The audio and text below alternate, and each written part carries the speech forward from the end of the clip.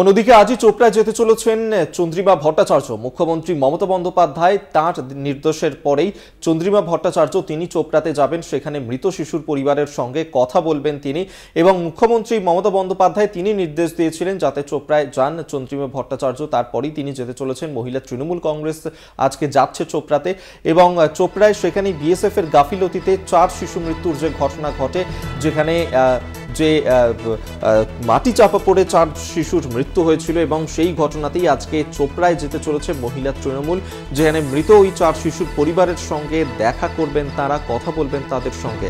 উত্তর দিনাজপুরের চোপড়ায় আজ যেতে চলেছেন চন্দ্রিমা ভট্টাচার্য।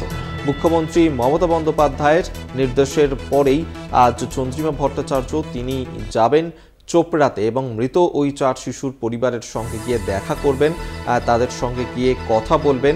যেমনটা জানা যাচ্ছে আজই চোপড়ায় যেতে চলেছেন চন্দ্রিমা ভট্টাচার্য। মমতার নির্দেশের পরেই চোপড়ায় যাচ্ছেন তিনি। আমরা এই নিয়েই কথা বলবো। বিশেষ প্রতিনিধি দেবজ্যোতি ঘোষ আমাদের সঙ্গে টেলিফোনে রয়েছেন। দেবজ্যোতি, কি জানা যাচ্ছে?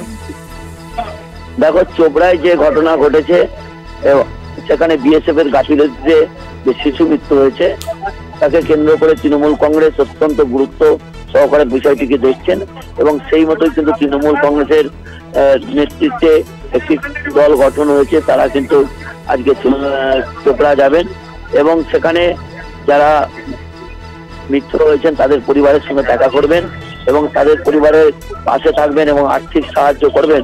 এছাড়াও দেখা অত্যন্ত গুরুত্বপূর্ণ, রাজ্যপালও কিন্তু আজকে চোপড়া যেতে পারেন।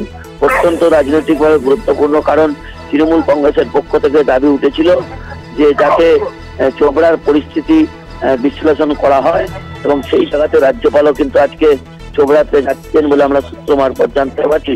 তবে অত্যন্ত গুরুত্বপূর্ণ, তৃণমূল কংগ্রেস এটিকে রাজনৈতিক হাতিয়ার করতে চাইছেন। যেভাবে বিএসএফ এর সীমানা বৃদ্ধি হয়েছে, তারপর থেকে যেভাবে বিএসএফ এর অত্যাচার গ্রামে গঞ্জে হচ্ছে, তা নিয়ে কিন্তু একাধিকবার সোচ্চার হয়েছেন তৃণমূল কংগ্রেস নেতৃত্ব। সেই জায়গাতে আজকে চন্দ্রিমা ভট্টাচার্যের এই চোপড়া সফর অত্যন্ত তাৎপর্যপূর্ণ।